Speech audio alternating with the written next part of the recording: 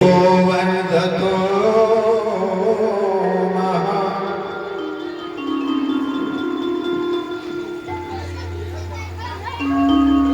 भागवत जी को बताया गया, भागवत जी की कथा को सुनने इसका लाभ बताया गया। भागवत सुनने के कितने लाभ होते हैं, उन्हीं लाभों को भागवत जी ने दर्शाया। भक्ति, ज्ञान, वैराग्य विवेको वर्धते महा। इस पावन से निर्मल ग्रंथ में भक्ति, ज्ञान और वैराग्य त्याग की त्रिवेणी बहती हुई नजर आई। पूज्यपाद व्यास जी महाराज कहते हैं कि ऐसे ग्रंथ को सुनने मात्र से जीव के अंदर भक्ति प्रकट हो। जो जीव भागवत का अनुसरण करता है उसको ज्ञान की का मार्ग प्रकट होता है। जो जीव भागवत को सुनता है उस जीव के अंदर त्याग आता है। रामचरितमानस की जब आप कथा को सुनेंगे तो रामचरितमानस की कथा में प्रथम में वर्णन आया है। रामचरितमानस के 4 घाट बताए गए। 4 घाटों पर 4 वक्ता हैं और 4 घाटों पर मात्र 4 श्रोता बैठे हुए। 4 घाट कौन सा घाट का? पहला घाट कौन सा है? का शरणागति घाट। रामचरितमानस की बात बता रहा हूं। पहला घाट है शरणागति घाट। तो भागवत जी में प्रथम में क्या बताया गया? कहा भक्ति। शरणागति का मतलब क्या हुआ कि शरण को ग्रहण कर लेना, शरण को पकड़ लेना। जो जीव शरणागत हो गया वही तो जीव की भक्ति सार्थक है। शरणागत कब होगा? का जब जीव के पास भक्ति होगी तो जीव शरणागत हो जाएगा।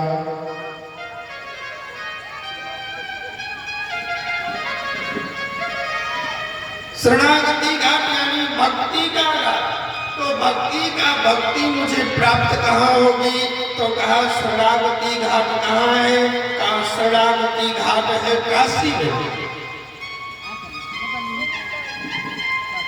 काशी में गंगा को शरणागति घाट कहा गया और शरणागति घाट गंगा में। तो मेरे कहने का तात्पर्य भागवत जी क्या कह रही है? भागवत जी कह रहे हैं कि यदि भक्ति को प्राप्त करना है तो तीर्थ द्वारा शरणागति को प्राप्त करो।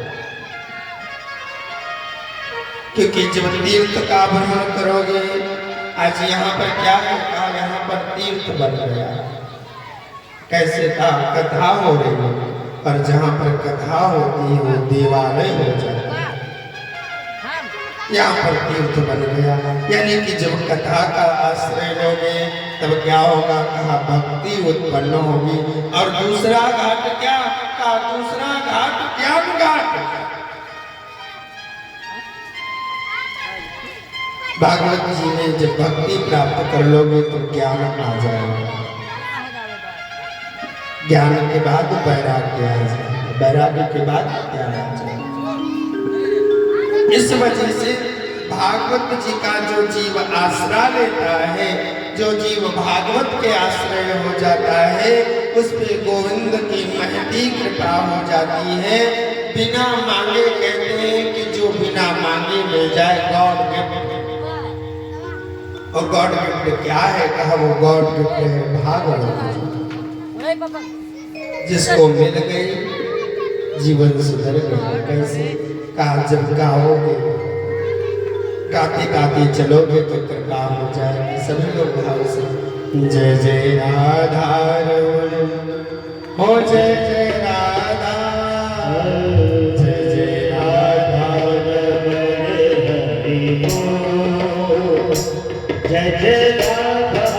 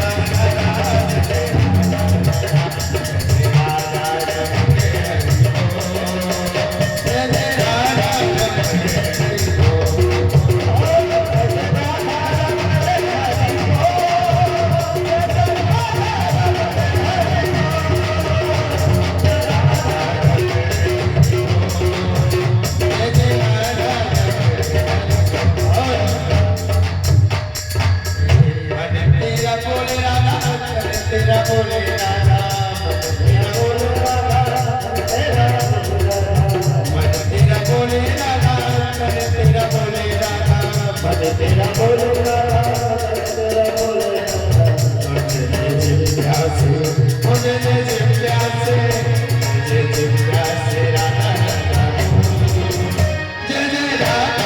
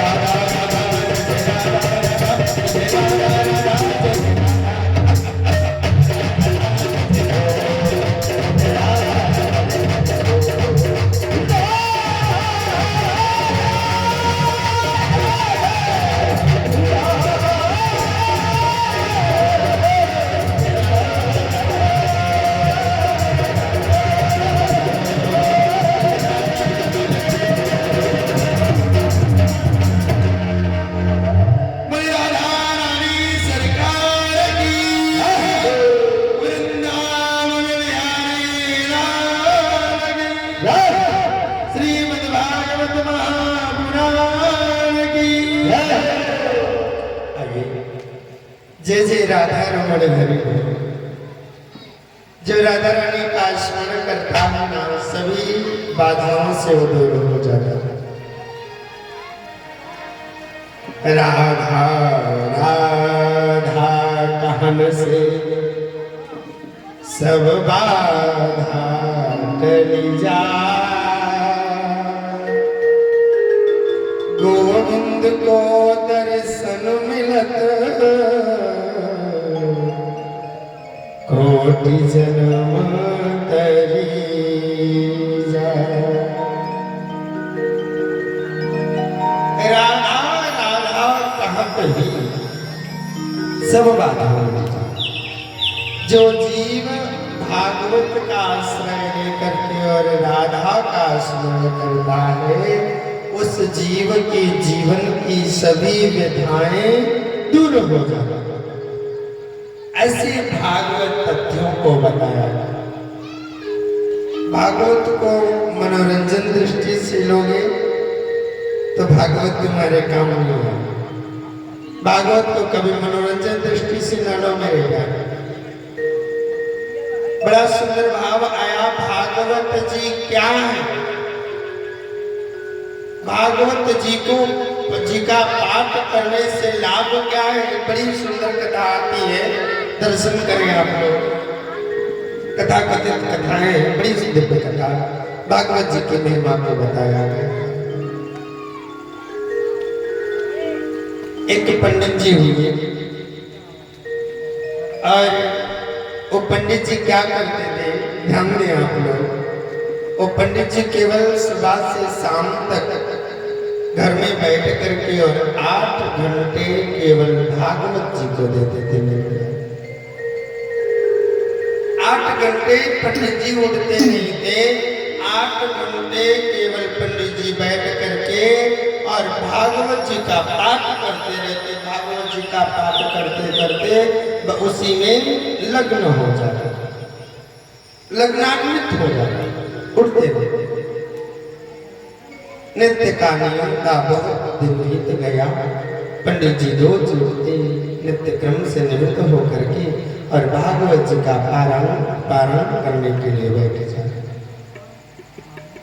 एक दिन इत्तेफाक से ऐसा हुआ कि पंडित जी का काम था कि 8 घंटे भागवत जी का पाठ करते थे। आज पंडित जी के द्वार पर कुछ संत आ गए।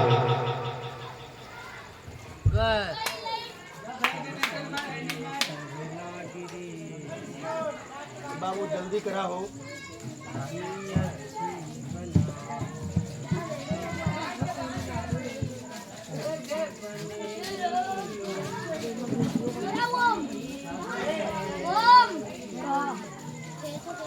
पापा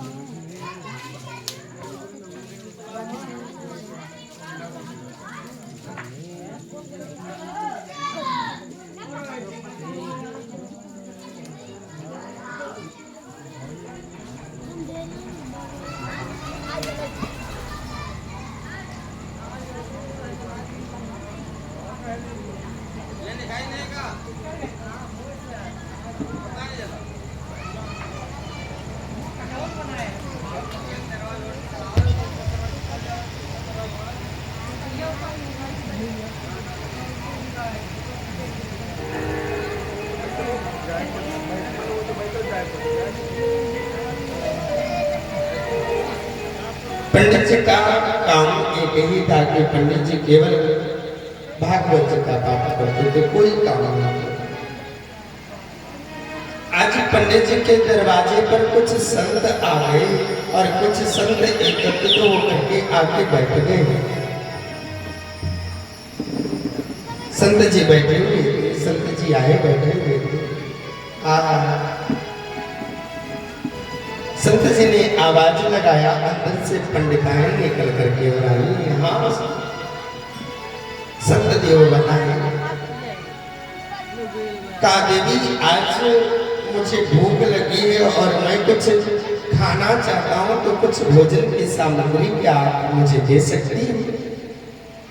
पंडिताई ने कहा क्यों नहीं प्रभु, ये तो मेरे अहोभाग्य जो मेरे द्वार पर संत पधारे हैं और संत आए हैं, मैं जरूर कोशिश करूंगी। प्रभु आप 2 मिनट आराम करें, विराम करें, इतने में मैं कुछ आपके लिए भोजन सामग्री लेकर के आती हूँ।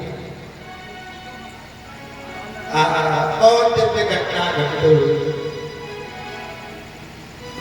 पंडितानी चली गई घर में, जाकर के घर में देखती क्या है तो 5 मूर्ति संत थे और उन संतों के लिए घर में एक वेदाना भोजन का नहीं, कोई सामग्री भोजन की सामग्री नहीं थी घर में। पंडितानी ढूंढ करके और निराश होकर के वापस निकल करके आई और दरवाजे पर खड़ी हो गई। संतों ने चेहरा देखा और संतों को आभास हो गया कुछ नहीं, घर में कुछ है नहीं, इसी वजह से पंडिताई निराश हो गई। पंडिताई ने आकर के हाथ जोड़े लिया, तो क्षमा करें, आज मेरे यहाँ कुछ भोजन की सामग्री नहीं है, मैं कहाँ से आपको दे दूं? संतों के मुख से निकला, कोई बात नहीं बेटी, आपके पास आज नहीं फिर कभी आएंगे और सामग्री ले लेंगे, हम चलते। इतना कहते हुए संतों ने उस दरवाजे को छोड़ करके आगे बढ़ गए। पंडिताइन ने क्या किया, पंडिताइन ने देखा कि वो पंडित हैं, हमारे पति देव हैं, बैठ करके केवल भागवत जी को पढ़ते हैं। आज द्वार से संत वापस चला गया, उसके भोजन के लिए मेरे पास सामग्री नहीं दिया। पंडिताइन कुछ ना देखी और दौड़ करके गई। पंडित जी पोथी को रख करके और पाठ कर रहे थे, उस पोथी को उठाया, छीन करके और उसके बीच खंड करके और पूरा बिखेर दिया। पंडित जी क्या दिया है इस भागवत जी ने, क्या दे दिया है आखिर में? आज वो समस्या आ गई। आज द्वार से संत वापस लौट करके और चले गए, उनके खाने के लिए मैं कुछ ना दे सकी। अरे तुम तो बैठ करके 8 घंटा इसका पाठ करते हो, घर में खाने के लिए कुछ नहीं है, क्या दे दिया है भागवत ने तुमको? बंद करो ये सब। भागवत को नोच करके फेंक दिया। चली गई पंडिताई, क्रोध करके पंडित जी के ऊपर और चली गई। पंडित जी ने क्या किया, एक एक पन्ने को एकत्रित किया है महाराज, एक एक पन्ने को उठा करके और एकत्रित करके अपने सीने से लगा लिया भागवत जी को रोने लगे। रोते हुए पंडित जी घर से बाहर निकल करके चले आए। एक सरोवर के किनारे बैठ गए। बैठ करके रोते हुए उस एक एक भागवत के एक एक पन्नों को एकत्रित करके और याचना किया है, हे प्रभु पंडिताइन मूर्ख है, उसको कुछ नहीं आता है, तो अबोध है, हे प्रभु आपके विषय में वो नहीं जानती है, क्षमा करना। बहुत अमूक है, उसको क्षमा करना। और एकत्रित करके गंगा के किनारे पंडित जी पुनः भागवत जी का पाठ करने बैठ गए।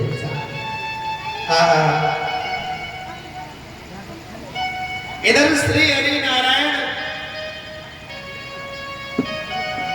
जिनको हम लोग नारायण के नाम से जानते हैं, नारायण ने क्या किया है महाराज, दिव्य घटना घटित हुई है, दर्शन करें। पंडित जी सरोवर के किनारे बैठ करके भागवत जी का पाठ कर रहे थे, रो रहे थे। भगवान ने बामन का नन्हा सा स्वरूप बनाया है और नन्हा सा स्वरूप बना करके एक डाली लिया। उस डाली में अनेक प्रकार के स्वर्ण के आभूषण, हीरे जवाहरात, मणियां, असरफी इत्यादि को सब भर करके और ऊपर से एक चदरी डाल करके और अपने सर पे रख करके और नारायण पंडित जी के घर पहुंचे थे। मेरे प्यारे पंडिताइन ने जब उस बालक का स्वरूप देखा है, उस रूप को देख करके पंडिताइन अपने आप को काबू न कर सकी। आप कौन है, इतना सुंदर दिव्य बालक की कौन हो सकता। नारायण ने इशारा किया, इसको तो उतरवाओ। पंडिताइन ने हाथ लगा करके उस डाली को उतरवा करके और नीचे रखा है महाराज, नीचे रखा है। पंडिताइन ने पूछा, आप कौन है? श्री हरि ने कहा, मैं बोल नहीं पाता, इशारा कर दिया। फिर कैसे कैसे मैं जान पाऊंगी? लेखनी ले आओ, मैं लिखूं। हे प्रभु, पंडिताइन दौड़ करके लेखनी लेकर के आई है और लेखनी के द्वारा लिख दिया, देवी मैं कोई और नहीं हूं, तुम्हारे पति का मैं सेठ हूं। तुम्हारे पति मेरे घर आते हैं और 8 घंटा ड्यूटी करते हैं साहब, 8 घंटा नित्य काम करते हैं और मैं उनको पगार देना चाहा, मैं उनको एक तनख्वाह देना चाहा, तो उन्होंने मना कर दिया कि मुझे नहीं चाहिए। इतने दिनों की पगार एकत्रित हुई है, बहुत दिन हो गए, 8 घंटे नित्य आकर के और वो 8 घंटे नित्य आकर के मेरे घर काम करते हैं। तो आज मेरे मन में आया मैं ही लेकर के और चलूं, उनके ताना दे करके आऊं साहब। सो मैं आया हूं लेकर के पर्ची भेजी। पंडित जी से बता देना कि आपके सेठ जी आए और सेठ जी आकर के आपको ये आपकी पगार बनी है इतनी, इसको आप रख लीजिए और जो काम करेंगे उसका ला करके और भी। महाराज इतना लिख करके श्री हरि वहां से चले आए। पंडिताइन जान न सकी, सायंकालीन वेला हुआ, पंडिताइन ने देखा इतने हीरे जवाहरात, मणियां, ये सब क्या करेंगे? पंडिताइन दौड़ करके बाजार जा करके बाजार से अनेक प्रकार की सामग्री खरीद के लेके आई है। पूरे घर को सजा दिया साहब, जो घर में था वो लेके आई, जो नहीं था वो भी ला करके पूरे घर को सजा दिया। शाम हुआ, पंडित जी ने सोचा पंडिताइन का क्रोध कुछ शांत हुआ होगा, तो क्यों ना चले, चल करके हम देखते हैं पंडिताइन का क्रोध शांत हुआ या नहीं। महाराज पंडित जी जब घर लौट करके आए हैं, देखते क्या है, पूरा घर सज रहा है। देवी ये सब कैसे? पंडिताइन ने कहा, आप मुझसे ना बोलो, क्यों? क्योंकि आपने मुझसे छिपाया है। अरे देवी मैंने क्या छिपाया है? का आपने मुझसे छिपाया? अरे तुम मुझसे चोरी से तुमने आज तक मुझे बताया नहीं, तुम मुझसे चोरी से जाते थे और जाकर के नौकरी करते थे, मुझे बताया तक नहीं। पंडित जी ने कहा देवी ये कैसे भ्रम हो गया आपको, मैं तो आपके सामने रहता था, मैं कहाँ जाता था, मैं तो कहीं उठ करके गया ही नहीं हूँ। कहा नहीं तुम मुझसे चोरी करते हो, झूठ बोलते हो, क्यों? कहा ये प्रमाण है, आज तुम्हारे सेठ स्वयं घर पे आए थे। तुम्हारे सेठ जी बोल नहीं पाते, वो घर पे आए थे और तो और वो लिख करके भी गए। पंडित जी ने कहा ला करके जरा दिखाओ मुझे। पंडित लेकर के लेके नहीं आई, दिखाई नहीं साहब। उस पत्रिका को दिखाया है। पंडित जी ने उस पत्रिका को देखा महाराज, उस पत्रिका में एक एक शब्दों में, एक एक शब्द में भगवान कृष्ण का दर्शन होने लगा। पंडित जी को एक एक शब्द में कृष्ण का दर्शन करते ही पंडित जी उस पत्रिका को लेकर के और रोने लगे। हे नारायण, मैं इतना दीन हो गया कि आज आपको मेरे घर आना पड़ा और आप मेरे घर आए मेरी पगार देने के लिए। पंडितायन से पंडित जी ने कहा जो तुम देवी कहती थी ना कि क्या दिया है भागवत ने, देवी तुम काश पहचान ना कर सकी, और देवी भागवत ने यही दिया है। वो कोई और नहीं, वो हमारे कन्हैया थे, वो मेरा कन्हैया आया था घर पे। ये भागवत जी का 8 घंटा पाठ का ही ये मेरी नौकरी की, मेरी चाकरी का जो तनख्वाह बना उसको देने का ये भागवत जी की तरह। पंडित जी घर को छोड़ करके और वन में जाकर के श्री हरि का भजन करने लगे।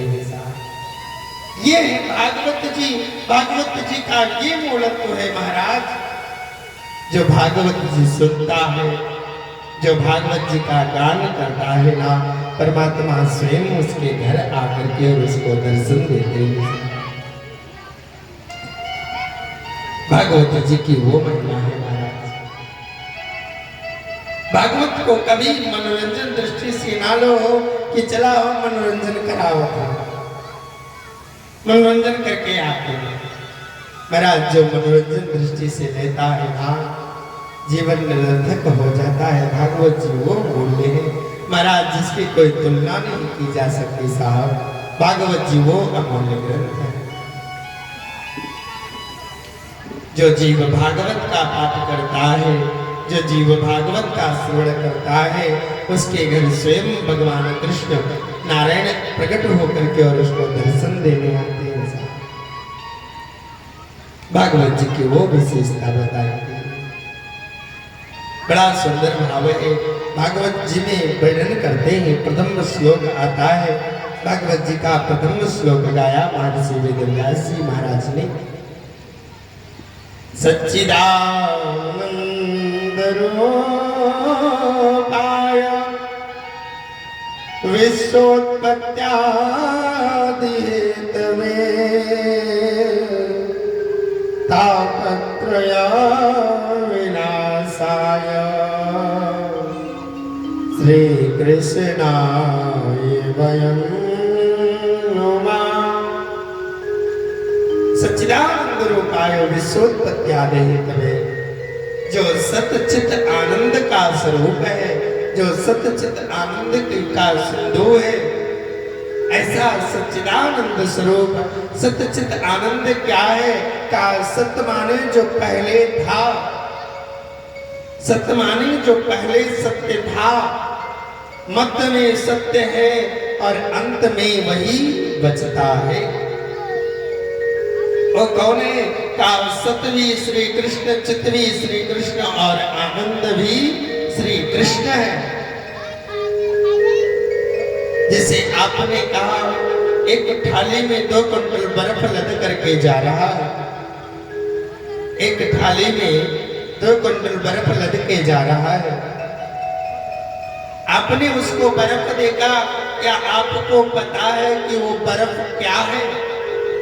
बर्फ से पहले वो क्या था मेरे प्यारे? तो बर्फ से पहले वो पानी था। पानी को टेम्परेचर दिया गया, आकार ले लिया, आकार ले लिया तो उसका नाम हो गया बर्फ। और वही को बाहर निकाल करके 2 घंटा रख दिया जाए, 2 घंटे के बाद में वो गल करके और फिर क्या बन जाएगा, पानी बन जाएगा। इस प्रकार से इस सृष्टि में क्या है, का वो सत्य है, कौन का सत्य, श्री कृष्ण है। का जो पहले सत्य था, जब सृष्टि नहीं थी तो कौन था, एको नारायण द्वितीयो नास्ति, एक नारायण था, दूसरा कोई नहीं था। वही नारायण परिणित होकर के सृष्टि का उत्थान किया, तो वही नारायण हर में व्याप्त हो गया, हर किसी में व्याप्त हो गया। तो नाम क्या पड़ गया, मनुष्य, जीव। और उसी जीव का, उसी मनुष्य का जब अंत होता है, ये जो पंच भौतिक शरीर को पाता है, वही जीव जब पंच भौतिक शरीर को छोड़ता है तो क्या बचता है साहब, केवल वो कृष्ण बचता है, केवल वो जीव बचता है। ये शरीर काम का नहीं रह जाता मेरे प्यारे। तो जो पहले सत्य था, मध्य में सत्य है और अंत में सत्य बचता है। सृष्टि का जो नहीं थी तो वो नारायण था, सृष्टि का मध्य आया, सृष्टि का उत्थान हुआ तो नारायण सब में व्याप्त हुआ। और जब सृष्टि का अंत आता है, सृष्टि का लय होता है, तब वो केवल एक नारायण बचता है मेरे प्यारे। तो सत्य श्री कृष्ण है। चित, चित माने क्या होता है, कहा चित माने प्रकाश। चित माने प्रकाश। हमें कोई पुस्तक पढ़नी होती है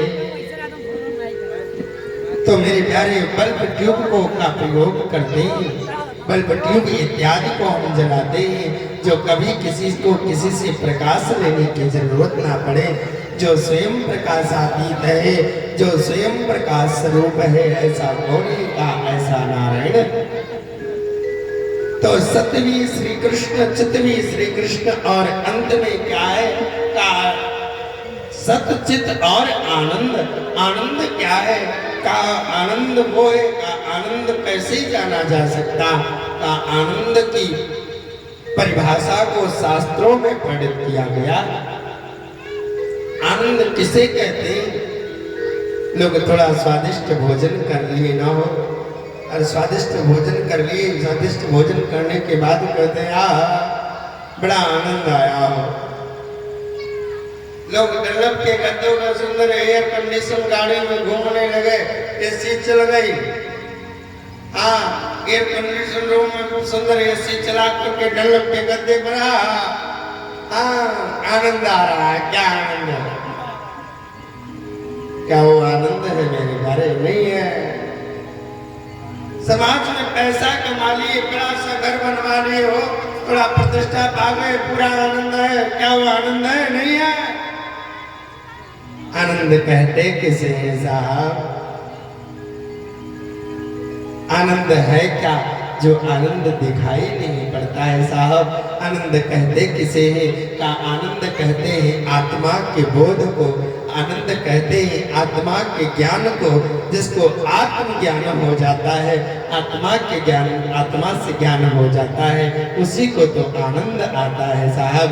जो आनंद सिंधु सुखरासी, सीकर तय त्रैलोक्य सुपासी, जिसका स्मरण मात्र से तीनों लोगों के सुपास होता हो, जिसका स्मरण करने से आराम मिल जाता हो, वही तो सच्चा आनंद है माई बाप।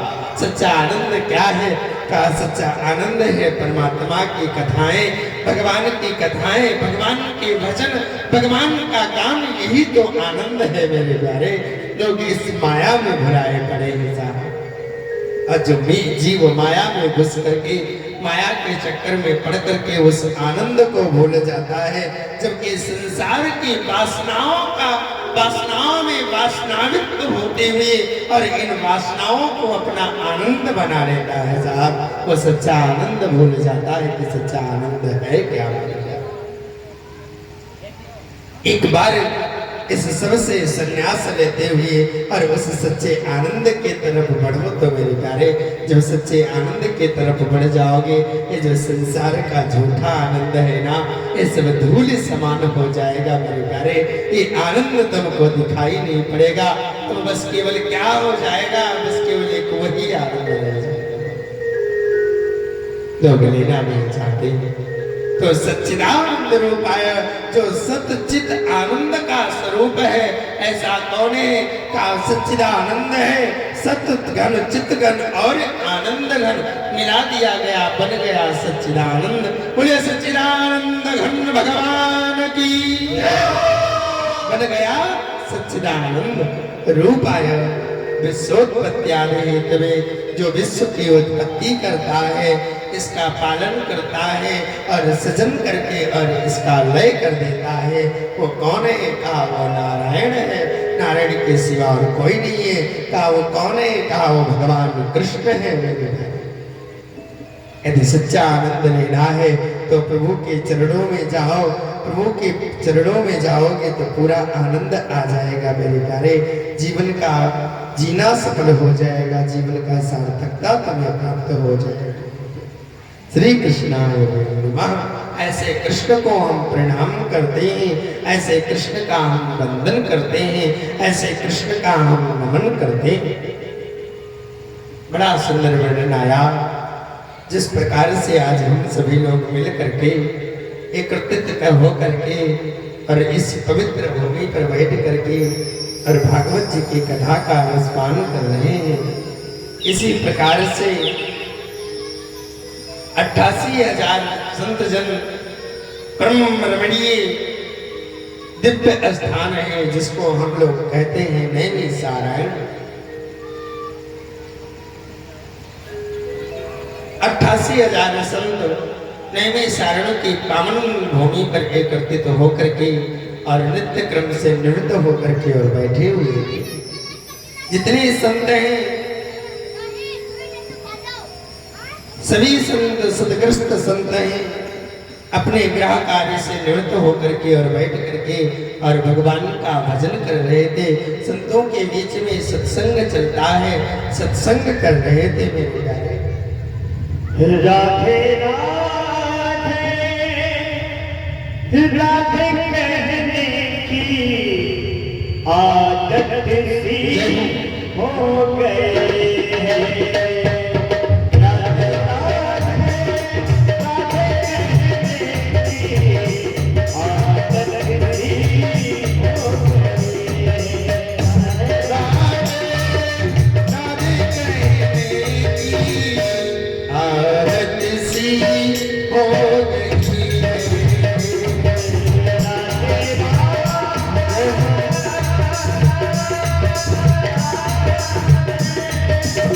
राधे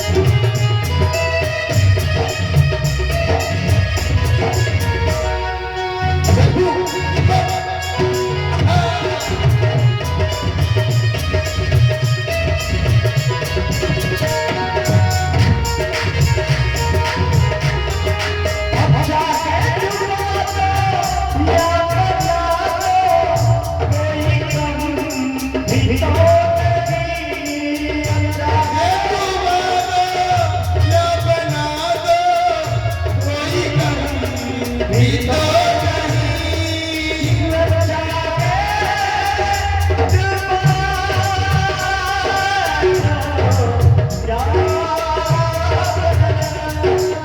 चाहे तुम्हारा या बना दो कोई कमी भी तो नहीं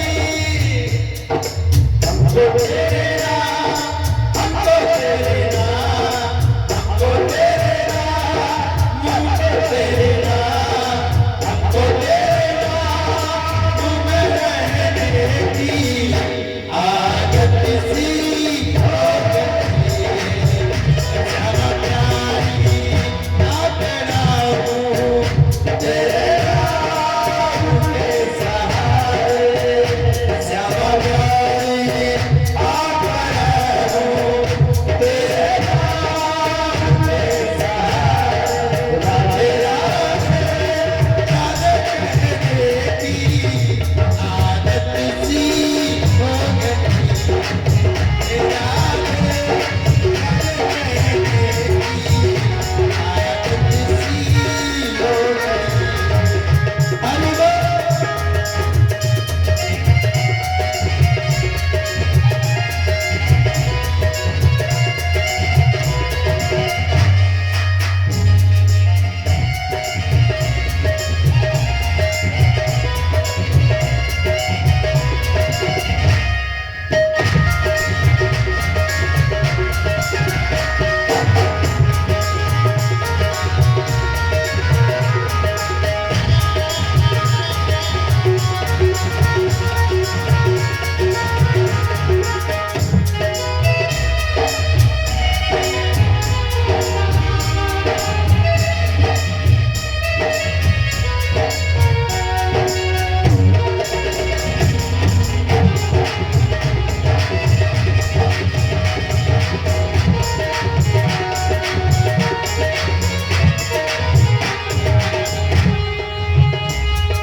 मेरी फरियाद न तुमने कोई गौर नहीं किया मेरी फरियाद पे न तुमने कोई गौर ही किया मेरी फरियाद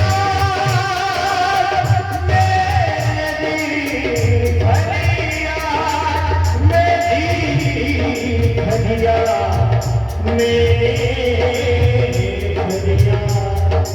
मेरी फरियाद मेरी फरियाद पे न तुमने कोई गौर ही किया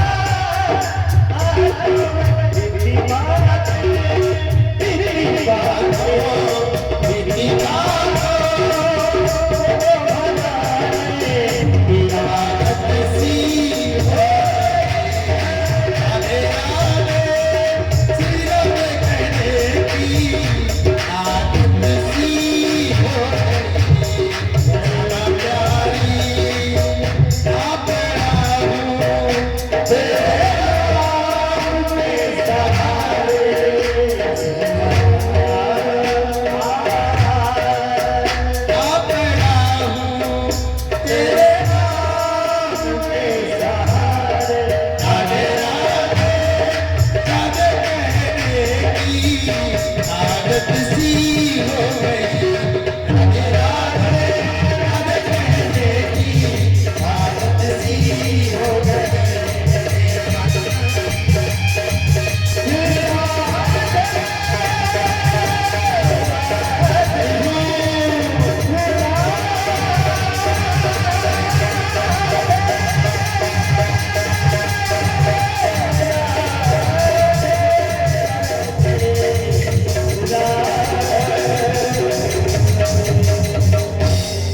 बोले राधा रानी सरकार की ये हमारे भैया जगतराम जगतपाल जगतराम ये जगतराम भैया 50 मुद्राएं ठाकुर जी के चरणों में। और ये हमारे वकील साहब हुकुम सिंह वर्मा एडवोकेट कैसरगंज, इनके द्वारा 51 मुद्राएं रघुवर के चरणों में अर्पण हो रही। राघव की कृपा हो, हनुमान जी महाराज कृपा करें, राधा रानी अन्यत्र कृपा करके अपने चरणों का दास बनाने सभी को।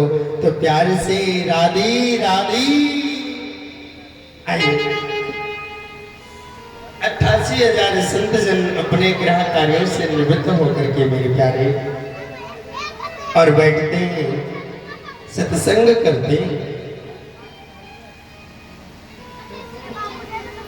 उन संतों की इतनी लंबी उम्र है, इतनी लंबी आयु के संत है ना कि उनकी आयु काल में कई चतुर्युगियां बीत चुकी हैं। त्रेता द्वापर कलयुग सतयुग बीत चुके हैं, कई चतुर्युगियां बीत चुकी हैं। सतयुग त्रेता द्वापर कलयुग कई व्यतीत हो चुके हैं, कई इंद्र बदल चुके। यहाँ तक वर्णन आया है कि कई ब्रह्मा बदल चुके, जबकि ब्रह्मा की आयु बहुत लंबी है। 4 चतुर्युगियां जब बीतती हैं तो एक मनवंतर होता है। और जब 100 मनवंतर बीतते हैं तो एक ब्रह्मा का दिन होता है। ऐसे ब्रह्मा उनके आयु में जो 88,000 संत हैं, उनकी आयु काल में ऐसे कितने ब्रह्मा बदल चुके हैं। इतनी लंबी उम्र के संत हैं, सब सदग्रस्त संत हैं महाराज। दर्शन करें, कितना सुंदर भाव है। उन्हीं संतों के मध्य में, संतों के बीच में एक परम नवयुवक संत पहुंचा है, जिसकी उम्र मात्र 16 वर्ष की है। माई बाप मात्र 16 वर्ष के हैं और 88,000 संत जन बताया ना, कई चतुर्युगियां बीत चुकी। इतनी लंबी आयु के संत हैं। उन संतों के मध्य में मात्र 16 वर्षीय 16 वर्ष के संत उपस्थित हुए हैं, जिनका नाम है सुखदेव जी महाराज। सुखदेव जी महाराज जैसे पहुंचे हैं साहब, सुखदेव जी महाराज के पहुंचते ही जितने संत थे ना, संत जन उठ करके और खड़े हो गए साहब। आहा, खड़े होकर के और हाथ जोड़ लिए। जब 88,000 संत जन खड़े हो गए, सुखदेव जी महाराज कहते हैं, अरे ये क्या कर रहे हैं आप मुझसे आयु में इतने बड़े हैं, इतने लंबे हैं, और आप मेरे सामने खड़े हो रहे हैं, ये मुझे अच्छा नहीं लग रहा।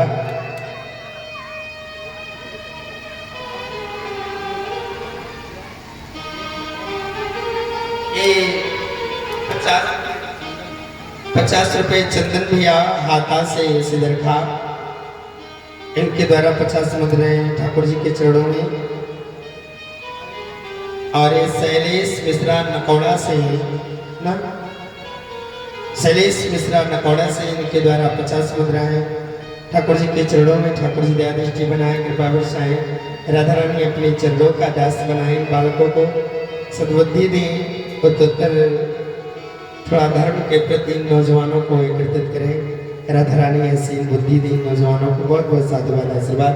तो जोर से बोले राधे राधे।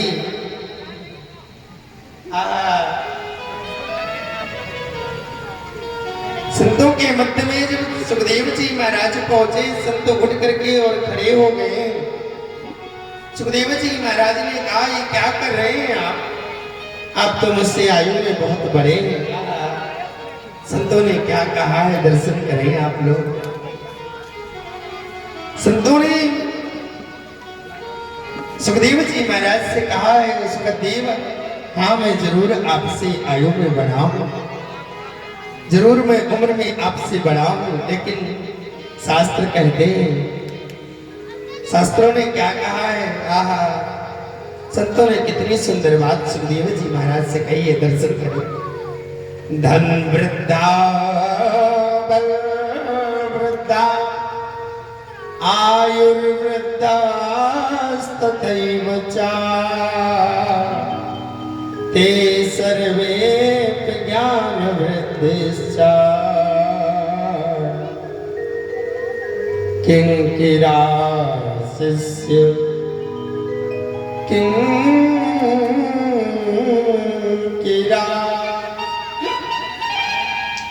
धनवृद्धा बलवृद्धा आयुर्वृद्धस्तथैव च ते सर्वे ज्ञानवृद्धिश्च किंकिरा शिष्य किंकिरा। कोई धन में बड़ा होता है महाराज, कोई बल में बड़ा होता है, कदाचित कोई आयु में बड़ा होता है, क्या उसे बड़ा कहा गया? नहीं, बड़े कौन है? का सर्वे ज्ञान वृद्धिश्च किंकिरा शिष्य किंकिरा। बड़ा कौन है? का बड़े तो वो है कौन? का सर्वे ज्ञान वृद्धिश्च, जो ज्ञान में बड़े होते हैं, बड़ा उनको कहा गया है। न धनवान को बड़ा कहा गया, न बलवान को बड़ा कहा गया, न आयुवान को बड़ा कहा गया। ते सर्वे ज्ञान वृद्धिश्च किंकिरा शिष्य किंकिरा। जो ज्ञान में बड़े होते हैं तो सबसे बड़े बताए गए। हे प्रभु, आपके अंदर आप देखने में बहुत छोटे लगते हैं, लेकिन आपके अंदर जो ज्ञान है ना, वो करोड़ों सूर्यों को मात देने वाला है। करोड़ों सूर्यों को मात देने वाला ये आपका ज्ञान है। एक दो सूर्य नहीं बताया, करोड़ों सूर्यों की रचना किया है कि करोड़ों सूर्यों के समान आपके अंदर ये जो ज्ञान है, आप कृपा करिए और कृपा करके मुझे आप एक उपाय बता दीजिए। कौन सा?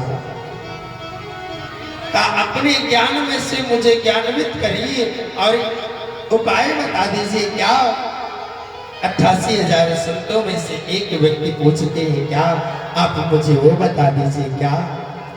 कृष्णं प्राप्तिकरं शाश्वत साधनं तद्वदधुना। ए राकेश वर्मा जी के द्वारा, ये भैया हमारे राकेश वर्मा जी किणवा से हैं, इनके द्वारा 51 मुद्राएं ठाकुर जी के चरणों में ठाकुर जी दया दृष्टि बनाए, कृपा बरसाएं, राधा रानी अपने चरणों का दास बना ले। ये राधा रानी से विनती है। कृष्णं प्राप्तिकरं शाश्वत साधनं तद्वदधुना। आप मुझे कृपा करके बस केवल कृष्ण प्राप्ति का मार्ग बता दीजिए कि कृष्ण की प्राप्ति कैसे होगी। कृष्णं प्राप्तिकरं शाश्वत साधनं तद्वदधुना। आप उस कृष्ण प्राप्ति का मार्ग बता दीजिए, कृष्ण प्राप्ति का साधन बता दीजिए, कृष्ण का कैसे प्राप्ति हो। बड़ा सुंदर भाव आया यहाँ पर। एक ज्ञान का मार्ग आता, कितनी सुंदर बात को बताया गया है। मेरे प्यारे, कवि संतों के पास जाकर के, महात्मा के पास जाकर के व्यर्थ के प्रश्न मत करो माई बाप। उनसे ये मत पूछो कि फैक्ट्री चलेगी कि नहीं चलेगी साहब, मेरी बहू को बेटा होगा कि नहीं होगा, मेरे बेटे की नौकरी लगेगी कि नहीं लगेगी। नहीं साहब, संतों के पास जाकर के, महात्मा के पास जाकर के ये व्यर्थ के प्रश्न को मत करो, क्योंकि संत का क्षण और अन्न का कण कभी बर्बाद नहीं करना चाहिए माई बाप। सदैव ये प्रयास करो कि थाली में एक भी अन्न छूट ना जाए। आपने देखा होगा माय डियर, लोग भोजन करते हैं ना, तो आधा भोजन करेंगे, आधा भोजन थाली में छोड़ करके उसी में हाथ धुल करके और उठ के चल देते हैं साहब। ये क्या? शास्त्र कहते हैं संत का क्षण और अन्न का कण कभी बर्बाद ना करो माय बाप, क्योंकि ये बहुत अमूल्य होता है साहब। उनसे पूछो, उस एक अन्न की कीमत उनसे पूछो साहब, जिनको 4-4 दिन बीत जाते हैं, अन्न का कण नसीब नहीं होता। संत के पास जाकर के व्यर्थ के प्रश्न मत करो। संत के पास जाकर के प्रश्न करना है तो बस केवल एक प्रश्न करो, ये प्रभु गोविंद के चरणों में मेरी प्रीति होगी कि नहीं होगी। गोविंद के चरण कमल मुझे प्राप्त होंगे या नहीं होंगे, बस केवल गोविंद के चरणों का आश्रय मांगो साहब, और कुछ नहीं मांगना है साहब। बैठन आया है, आ रहा है। हाँ हाँ हाँ, बताया गया है इस संसार क्या है। काल व्याल मुख ग्रास त्रास निर्वाण है तवे, कारते वसः कर्म गुणै स्वाभाविकै बला। काल व्याल मुखाग्रासा त्रास निर्वाण है तवे, ऐ संसार क्या है।